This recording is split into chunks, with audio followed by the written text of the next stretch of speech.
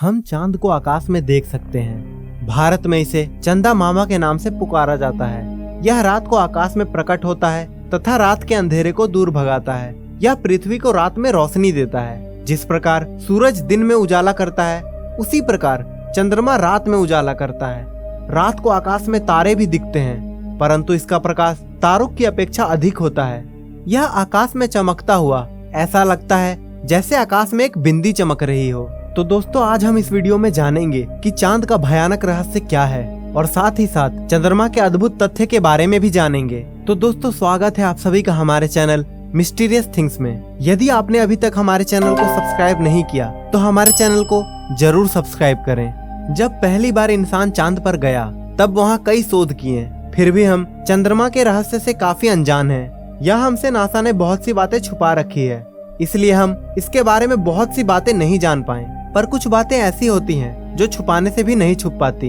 Apollo 11 ये एक ऐसा मिशन था जिसके जरिए इंसान ने चांद पर पहली बार कदम रखा।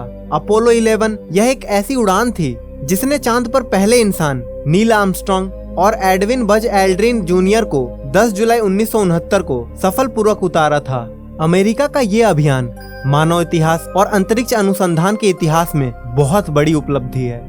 मगर इतने साल होने के बावजूद इंसान फिर से चांद पर क्यों नहीं जा रहा, बल्कि तब से लेकर आज की टेक्नोलॉजी कई गुना ज्यादा एडवांस है। जब पहली बार इंसान चांद पर गया था तब उसने वहाँ कई शोध किए और वहाँ के बहुत सारे नमूने भी इकट्ठा किए। फिर भी हम चांद के रहस्य से काफी अनजान हैं। या हमसे नासा बहुत सी बातें छुपा रहा है।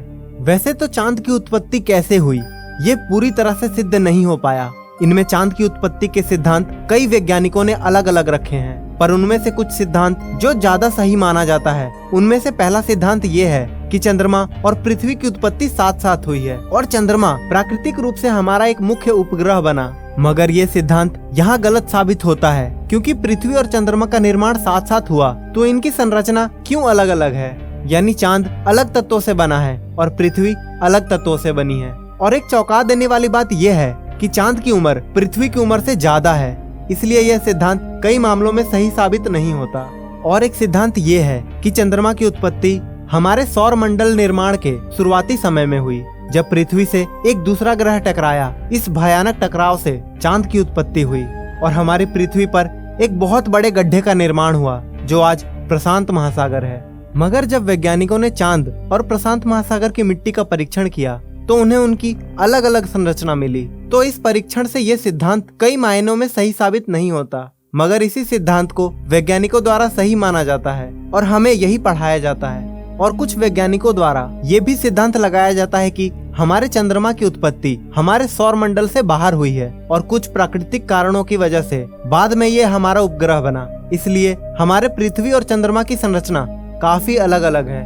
ये सिद्धांत के प्रमाण कई मायनों में सही जुड़ते हैं, पर इस थ्योरी को लेकर वैज्ञानिक में कई विवाद भी हैं। कई वैज्ञानिक और विचारवंत द्वारा अनुमान लगाया जा रहा है कि हमारा चांद एक प्राकृतिक उपग्रह नहीं बल्कि एलियन द्वारा बनाया गया आर्टिफिशियल उपग्रह है। अब तक किए गए खोजानुसार चांद की संरचना बहुत ही रहस्यमयी है, जो अन्य ग्रह की उत्पत्ति से कुछ भी मेल नहीं खाती। कई खोजों द्वारा और प्रयोगों द्वारा वैज्ञानिक दावा करते हैं कि हमारा चांद अंदर से पूरा खोखला है और ऊपर की सतह कई धातु और खनिज से बनी हुई है। अपोलो मिशन के दौरान चंद्रमा को उन्होंने बड़ी गहराई से जानने का प्रयास किया। उन्होंने पाया कि चंद्रमा पर ऐसे तत्व हैं जो प्राकृतिक रूप से नहीं पाए जाते और उन्हें वहाँ की चट्टानों पर शुद्ध टाइटेनियम मिला, जो उच्च तापमान सहने योग्य और एक कठोर धातु है। और भी बहुत से खनिज मिले, जो एक चौंका देने वाली बात है। अपोलो 14 के अंतरिक्ष यात्री डॉक्टर मिचेल का दावा है कि चंद्रमा की सतह पर भारी मात्रा में धातु और खनिजे हैं, और जबकि यह अंदर से खोखला है।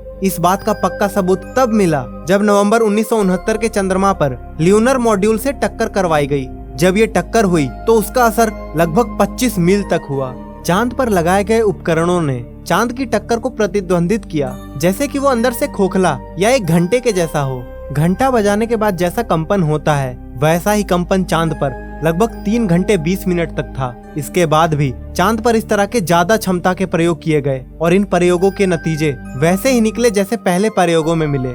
इससे अनुमान लगाया जा रहा है कि चंद्रमा एक खोखले धातु के गोले की तरह है, जिसकी सतह धूल से ढकी हुई है। और नासा का यह मानना है कि चंद्रमा की सतह से लगभग 2 से 3 मील की गहराई तक धातु की परत है और वहाँ का तापमान दिन में 180 डिग्री तक पहुँच जाता है और रात में -150 डिग्री सेल्सियस तक पहुँचता है। तब भी चांद पर इसका कोई असर नहीं होता। चांद की रचना ऐसी है जैसे कि वो बहुत बड़ी स्पेसशिप हो।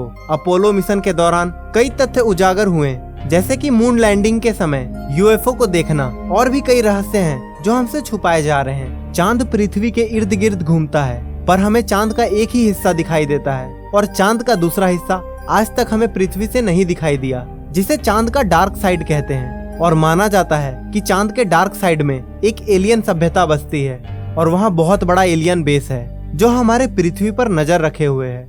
कुछ तो है चांद पर जो हमसे छुपाया जा रहा है। पर तो क्या चंद्रमा का रहस्य और चंद्रमा का निर्माण का रहस्य ही रह जाएगा, या फिर आने वाले समय में इंसान फिर से चंद्रमा पर जाकर चंद्रमा की उत्पत्ति और रहस्यों की खोज करेगा? तो दोस्तों, हमें उम्मीद है आपको चांद के बारे में ये रहस्य की जानकारी बेहद पसंद आई होगी।